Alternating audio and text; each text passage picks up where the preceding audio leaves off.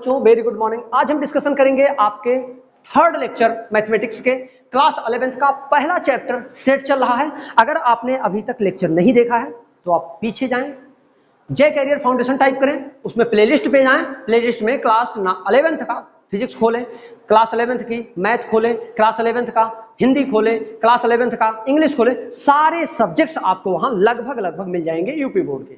बाकी full concept है। NCERT तो फुली बेस्ड है, ठीक है ना, तो कोई भी क्वेश्चन छूटेगा नहीं। आइए डिस्कशन करते हैं हम। तो इससे पहले हमने डिस्कशन कर लिया था बहुत कुछ, है ना। हमने डिस्कशन कर लिया था सेट किससे, मतलब ग्रुप कहते, सेट कहते किसे हैं, सेट को किससे किससे रिप्रेजेंट करते हैं, क्या कौन से सेट पॉजिटिव भी हो सकते हैं, कौन से सेट नेगेटिव हो सकते हैं। तो हमने तरीका पढ़ा था सेट को रिप्रेजेंट करने का। एक पढ़ा था हमने रोस्टर मेथड, एक पढ़ा था हमने रोस्टर, और दूसरा पढ़ा था हमने सेट बिल्डर। रोस्टर फॉर्म बोल सकते हैं और इसको सेट बिल्डर फॉर्म बोल सकते हैं। साथ में इसी का एक और नाम आता है टेबुलर करके, ठीक है ना। तो टेबुलर फॉर्म भी आप पढ़ सकते हैं। तो इस तरीके से इतनी सारी चीजें, और एक्सरसाइज 1 का भी डिस्कशन हमने सेकेंड लेक्चर में कर लिया है। मतलब कि अप्रोक्सीमेटली सारे एक्सरसाइज और सारे कॉन्सेप्ट अभी तक के फिनिश हैं। आज हम बात करेंगे टाइप्स ऑफ सेट की। सेट कितने प्रकार के होते हैं इसकी बात करेंगे, ठीक है ना। बस कंटिन्यूटी बनाए रखें, सब समझ में आएगा। अब हम बात करेंगे किसकी, टाइप्स ऑफ सेट, समुच्चय के प्रकार।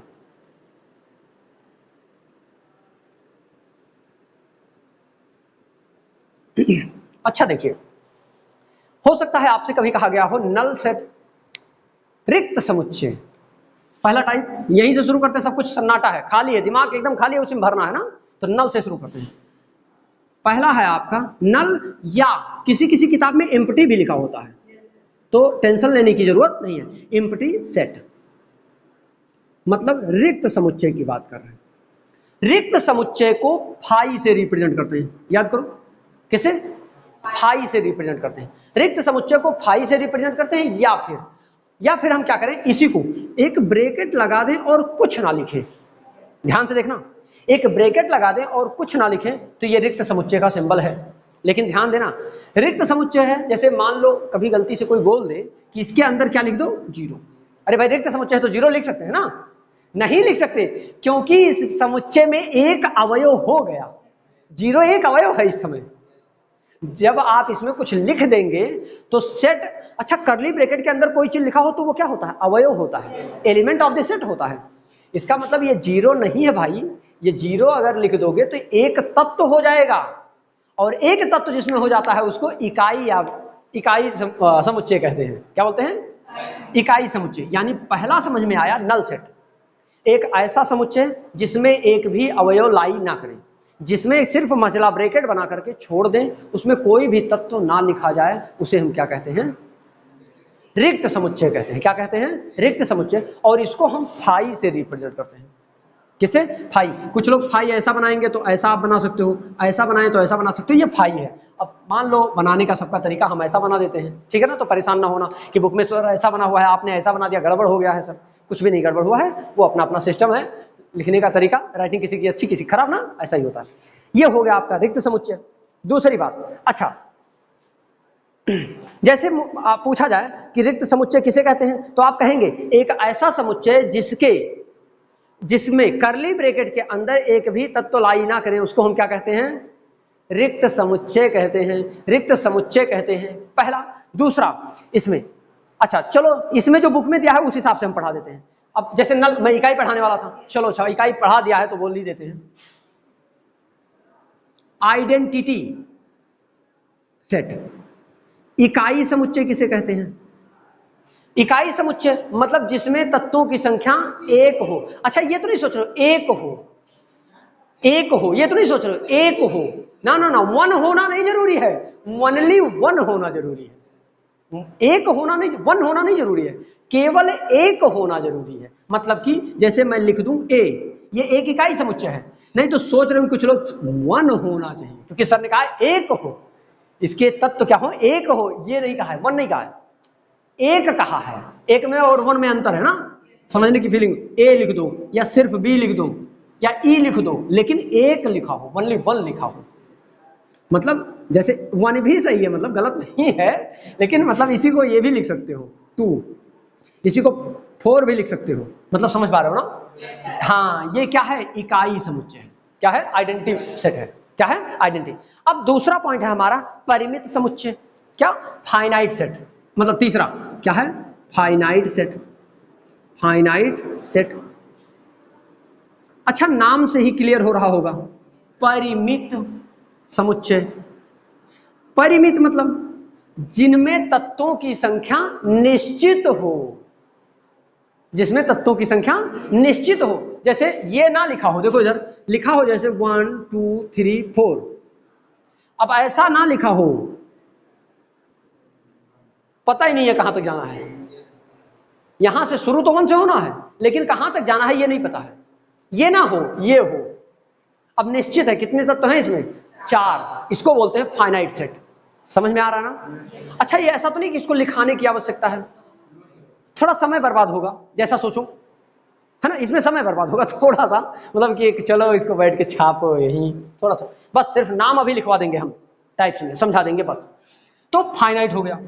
अगर मैं कह देता अपरिमित समुच्चय, चलो मान लो अगला हमारा है अपरिमित, यानी इनफाइनाइट। अब नाम से फिर से क्लियर हो गया ये, इनफाइनाइट, जिसमें अनंत हो, जिसमें संख्याएं कितनी हो, समुच्चय के अंदर अवयवों की संख्या कितनी हो, अनंत हो। जैसे अभी ये लिखा था, अब पता नहीं है कहां तक जाना है, 100 तक जाना जाके रुकना है, या 150 पे जाके रुकना है, या 1 लाख पे जाके रुकना है। ये क्या है, इनफाइनाइट है। ये क्या है, इनफाइनाइट, मतलब इसको बोलते हैं अपरिमित। क्या बोलते हैं, अपरिमित समुच्चय। समझ में आ रहा है। तो हमने 4 टाइप का समुच्चय अभी पढ़ा, पहले उसको सब रिवाइज करते हैं तब आगे बढ़ेंगे। पहले हमने पढ़ा रिक्त समुच्चय, एक ऐसा समुच्चय जिसमें कोई भी अवयव ना हो। एक ऐसा समुच्चय जिसमें कोई भी अवयव ना हो, उसको हम क्या कहते हैं, रिक्त समुच्चय कहते हैं। इसको हम फाई से निरूपित करते हैं, या मझला ब्रैकेट लाके छोड़ दो, कुछ मत लिखो। दूसरा है हमारा आइडेंटिटी में सेट, इकाई सॉरी इकाई समुच्चय। अब इकाई समुच्चय जब आ जाए तो समझ लो इकाई एक हो, उसमें तत्वों की संख्या कितनी हो, एक हो। वन ना मतलब उसमें तत्व का नाम एक ना हो, तत्वों की संख्या एक हो। समझा गया ना, तत्व का नाम नहीं कह रहा हूं एक हो, नहीं, तत्वों की संख्या एक हो। मान लो राम लिखा है, सही है, ब्रैकेट में राम लिखा है, बहुत सही। सीता लिखा है, बहुत सही। दारुल उलूम ताहिरिया गुलशन बगदाद लिखा है, वो भी सही।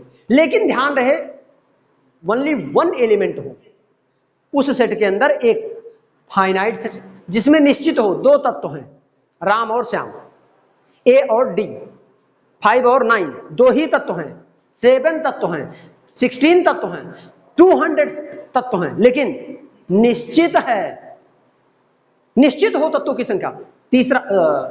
चौथा इनफाइनाइट, जिसमें तत्वों की संख्या का पता ही ना हो, कितने तत्व हैं, 10 हैं कि 15 हैं या 20 हैं, कितने हैं ये चीज पता ना हो। मतलब ये तभी संभव है जब उसमें डॉट डॉट लगा देंगे। यानी एक पहचान ये समझ सकते हैं हम कि अगर कोई मझला ब्रैकेट लिखा हो, 2-3 तत्व लिख करके और डॉट डॉट लिख दिया जाए, तो वो कौन सा सेट है, कौन सा समुच्चय है, अपरिमित समुच्चय। क्या है, इनफाइनाइट सेट है। समझ में आ रहा है क्या, क्लियर, कोई डाउट किसी को है तो बोल सकते हैं आप, बोलिएगा। समान समुच्चय, हाँ हाँ बोलिए।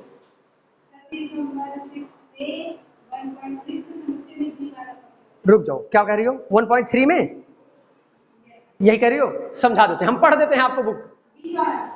बी वाला मतलब, अच्छा बी लिखा है, बी यक्ष सच दैट यक्ष वर्तमान में कक्षा 10 तथा कक्षा 11 दोनों में अध्ययनरत विद्यार्थी हैं। मतलब कह रहा है समुच्चय बी पर विचार कीजिए, लिखा है ना, तो स्टेटमेंट समझना पड़ेगा। कह रहा है एक देखिए लिखा हुआ है बी समुच्चय लिखा है एक, और उसमें लिखा है इन्होंने कि यक्ष सच दैट यक्ष वर्तमान में कक्षा 10 और कक्षा 11 दोनों में अध्ययनरत विद्यार्थी। अच्छा समझ के बताओ एक बार, एक बच्चा है कक्षा 10 में पढ़ रहा है, मान लो ये कक्षा 10 का क्लास है, ये कक्षा 11 का, तो कक्षा 10 में एक बच्चा बैठा है, वही बच्चा कक्षा 11 में भी पढ़ रहा है। अरे रिक्त समुच्चय है, मतलब सर जी क्लासरूम में 10th में भी पढ़ा रहे हैं और क्लास 11th में भी पढ़ा रहे हैं। ये गलत है, क्योंकि एक में ही होंगे, या तो 10th में होंगे या तो 11th में। ये समुच्चय रिक्त समुच्चय है, ये नहीं कहा जा रहा है कि सर अभी यहां पढ़ा रहे हैं फिर बाद में वहां पढ़ाएंगे। हाँ, ये पॉसिबल है, ये रिक्त समुच्चय नहीं है, ये कोई निश्चित है कि अभी 10 में पढ़ा रहा हूं, उसके बाद 11 में पढ़ाऊंगा, उसके बाद 12 में पढ़ाऊंगा, ये निश्चित है। लेकिन ये रिक्त है कि ये फैन यहां भी चल रहा है, हमारे घर पर भी चल रहा है। अरे ये तो मजाक हो गया, जब ये फैन यहां चल रहा है तो घर पे कैसे चल रहा है? या फिर चलेगा, ऐसा बोल दो, ये फैन यहां चल रहा है, ये घर पर चलेगा। सही है, एकदम सही बोला गया। या चल रहा था तब भी सही था, पर चल रहा है इम्पॉसिबल केस है, असंभव केस है कि एक ही बच्चा 10 में भी है, एक ही बच्चा 11 में है, ये संभावना कभी नहीं है इसकी, इसलिए ये स्टेटमेंट गलत है। समझ में आया? इसलिए ये कौन सा समुच्चय है? रिक्त समुच्चय है। समझ में आ रहा है? श्योर? कोई डाउट? फिर देखो, अपरिमित हो गया, कोई दिक्कत होगी तो ऐसे पूछ सकते हो आप, बिंदास एकदम डिस्कशन करेंगे, मजेदार, ठीक है ना। तीसरा सेट की बात हम करने जा रहे हैं, मतलब अगले, समान समुच्चय। क्या? समान समुच्चय, इसको समझने वाली बात है। समान समुच्चय मतलब इक्वल सेट।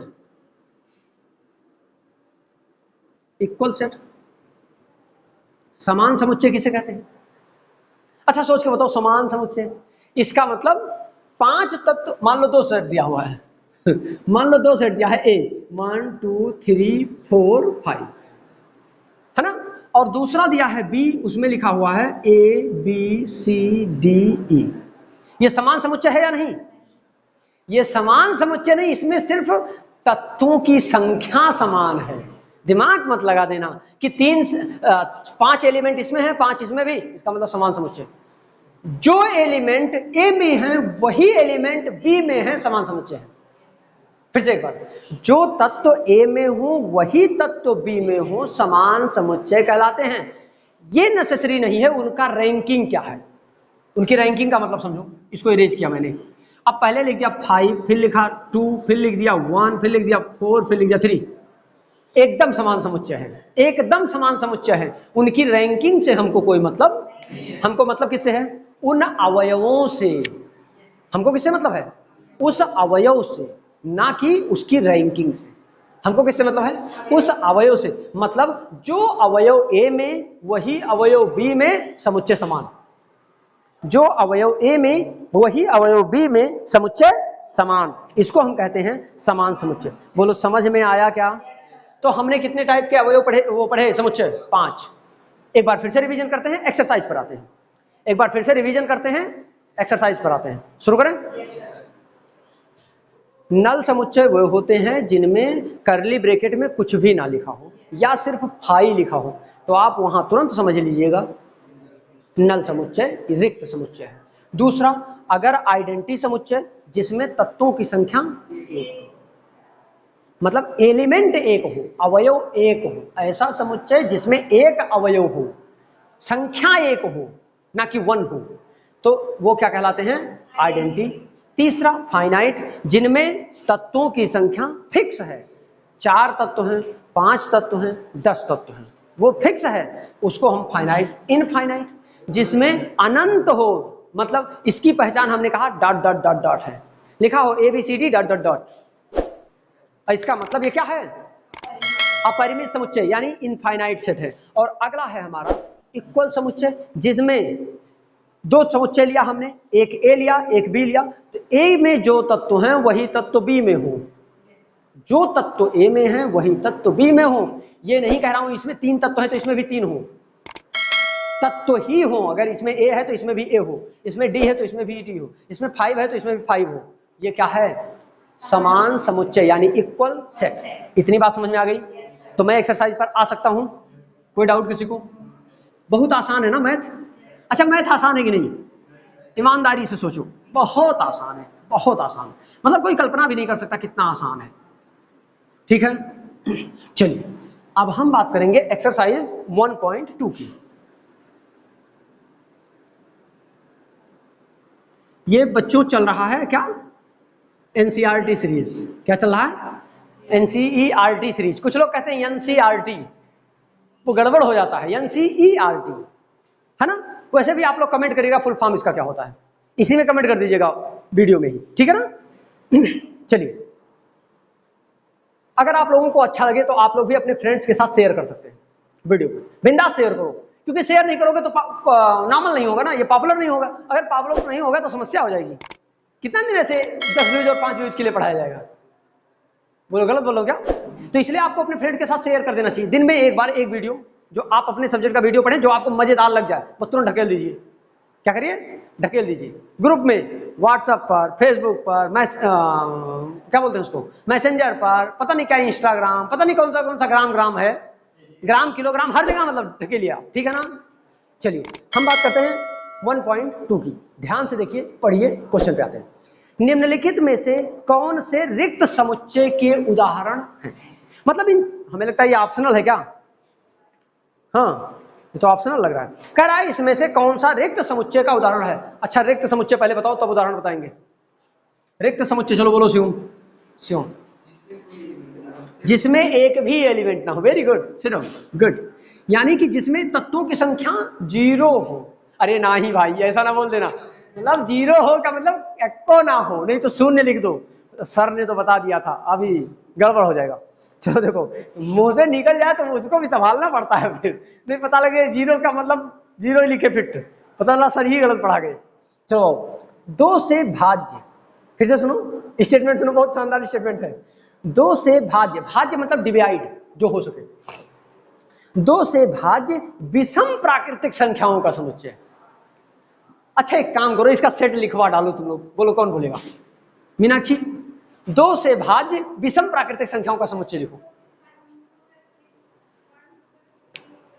हाँ, एक बार 1 होगा, 3, हाँ 5, बस करो।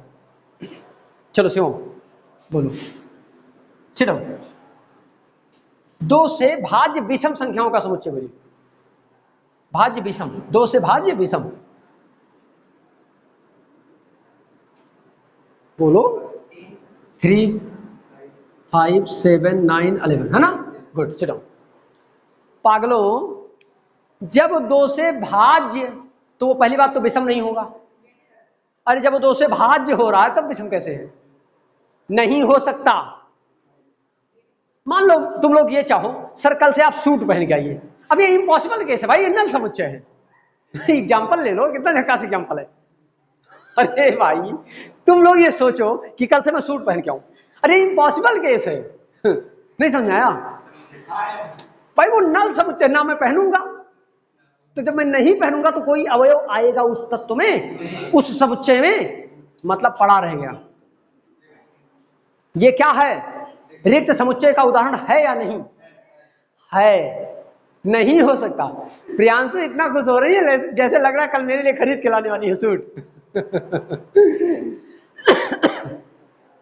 ऐसा एग्जाम्पल दे दो, बच्चे प्रसन्न हो जाते, चेहरा हरा हो जाता, माइंड रिफ्रेश हो जाता है। और आपको पता होगा, सारे कितने भी दुख क्यों ना हो, एक छोटा सा बच्चा कहीं तुतलाता हुआ या कुछ भी उल्टा सीधा ऐसा रिएक्शन कर दे कि दुख की घड़ी में वो रिएक्शन ऐसा दे दे कि हंसी लग जाए, तो दुख भूल जाता है, मतलब हल्का हो जाता है। पता ही नहीं, पता है जितना टेंशन हो रहा, पढ़ के पके जा रहे हैं, तब तक सर ने सूट वाला मामला ले आया, अब हंस लिए मन खोल के ना, तो मन क्या हो जाता है, एकदम हल्का हो जाता है। पता ही नहीं, पता है, ये चीज जान लीजिए आप लोग भाई। इसीलिए मैं इंटरटेन करता रहता हूँ, और खुद भी थोड़ा हमको भी रिलैक्स मिल जाता है ये सब सोच करके, बोल करके। तो जब 2 से भाज्य कोई भी विषम संख्या नहीं हो सकती, तो नहीं है भाई, ये वही वाला हाल हो गया।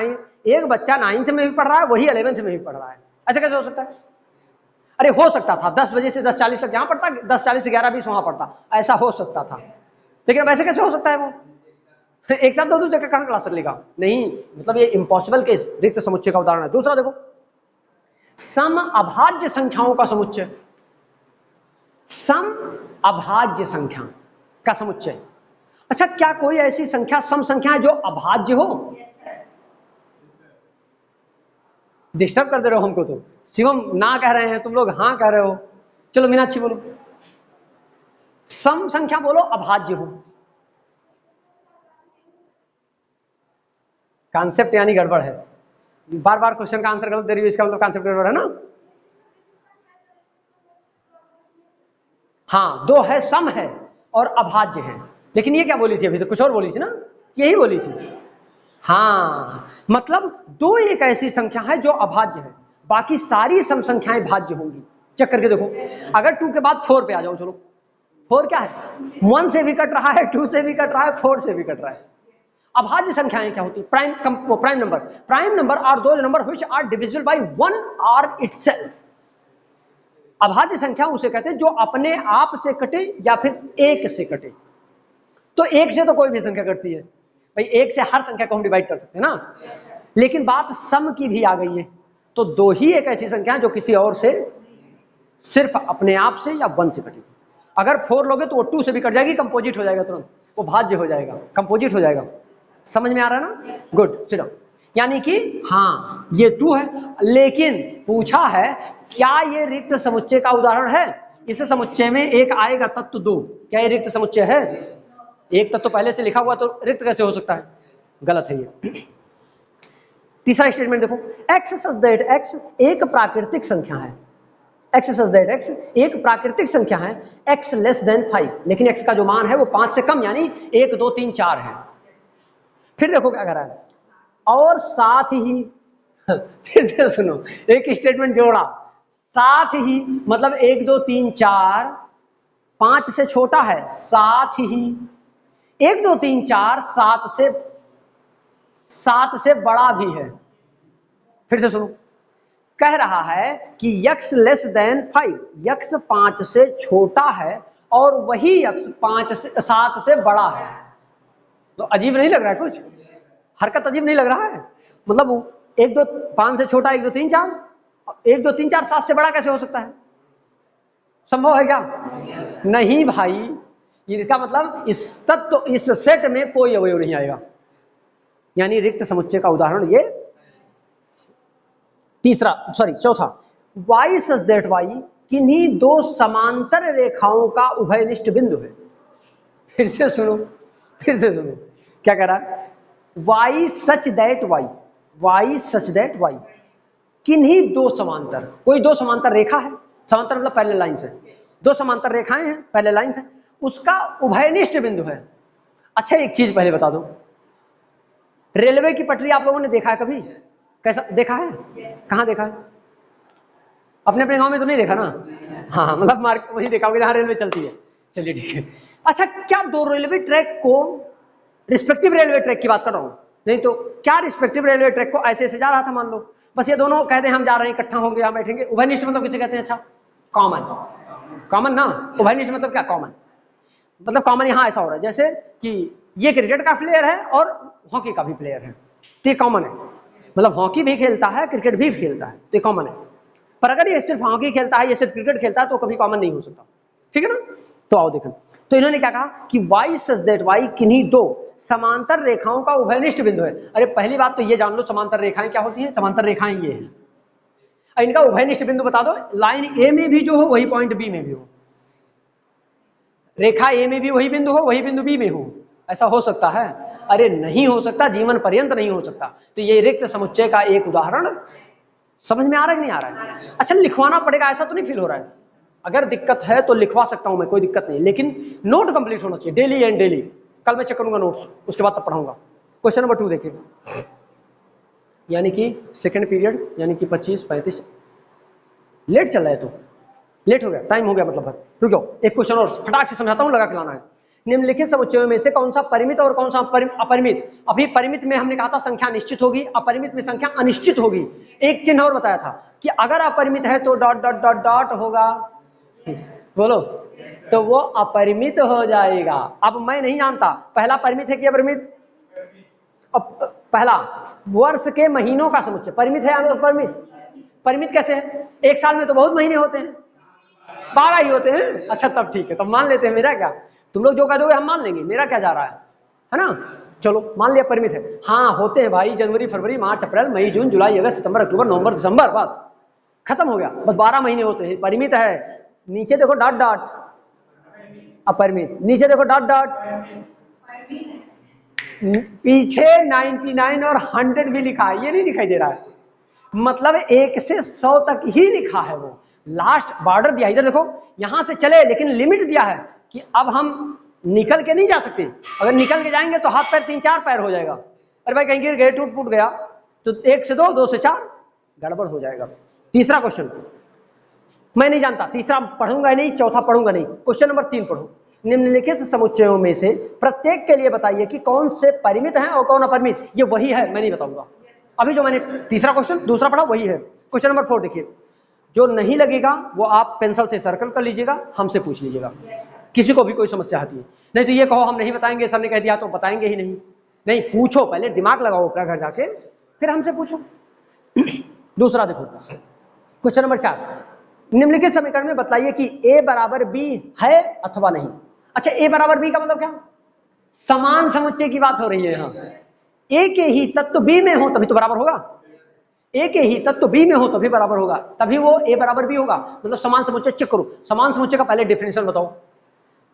जितने सारे तत्व समुच्चय a में हैं वही तत्व b में हैं, उनका रैंकिंग क्या है कोई मतलब नहीं।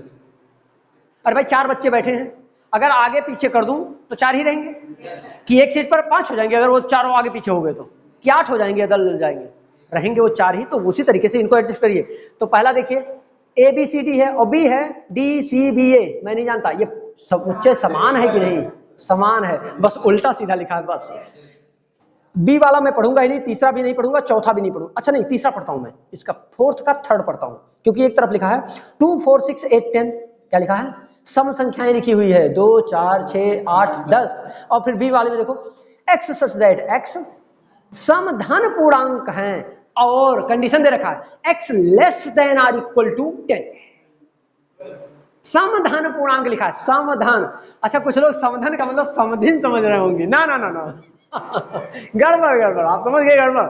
सम और धन मतलब इवन पॉजिटिव नंबर की बात इवन पॉजिटिव नंबर की बात की जा रही है, तो नहीं तो समधन समधन मतलब वो दूसरा समधन लेके चले जाओ, ठीक है ना। फिर देखो तो सही लिखा है भाई, 10 से छोटा या 10 के बराबर, तो 10 में इंक्लूड हो जाएगा। और वही तो वहां लिखा है 2 4 6 8 10, वहां भी positive real number even number लिखा था, यहां भी पॉजिटिव इवन ही आएगा। अब तीसरा मैं पढ़ूं, चौथा पचवा, इसका चौथा खंड पढ़ूंगा ही नहीं। पचवां क्वेश्चन देखिए, क्या निम्नलिखित समुच्चय युग्म समान है? अगर समान है तो कारण बताओ, चेक करो। इधर देखो लिखा है 2 और 3 ए में दिया है, बी में देखो x such that x square plus 5x plus 6 equal to 0 का एक हल है। अच्छा, एक हल का पहले कंडीशन बताओ, तो बिना सॉल्व किए हमारे मन कर रहा बताने का। एक सॉल्यूशन है उसका कंडीशन बताओ हमको। हमारा मन नहीं कर रहा है कि हम इस समीकरण को जो x square plus 5x plus 6 दिया है इसको हम सॉल्व करें, तब हम बताएं कि हाँ है कि नहीं है ना। हमारा वैसे मन कर रहा है संतुष्ट करने का। अगर हल होगा तो जो a और b दिया है तो वो उसको संतुष्ट करेगा, यानी x की जगह पर एक बार 2 रखो, x की जगह पर एक बार 3 रखो। अगर x रखने पर शून्य आ जाए तो हल है, 3 रखने पर शून्य आ जाए तो हल है, अगर ना आए तो समान भी नहीं है ना हल है। बोलो भाई, नहीं समझ आ रहा क्या? अब इसका कोई खंड नहीं पढ़ूंगा मैं, बोलो छोड़ू ना। आइए दूसरा क्वेश्चन देखिए, कह रहा पूछ रहा हूं छोड़ू, कह रही है नो। क्वेश्चन नंबर 6 देखिए दिए गए समुच्चयों में से समान समुच्चयों का चयन कीजिए। मैं नहीं जानता, इसको पढ़ो, जो जो समान है उसको चूज करो और लिखो। समझ में आ गया? फिर मिलते हैं हम आपसे नेक्स्ट लेक्चर में, तब तक के लिए।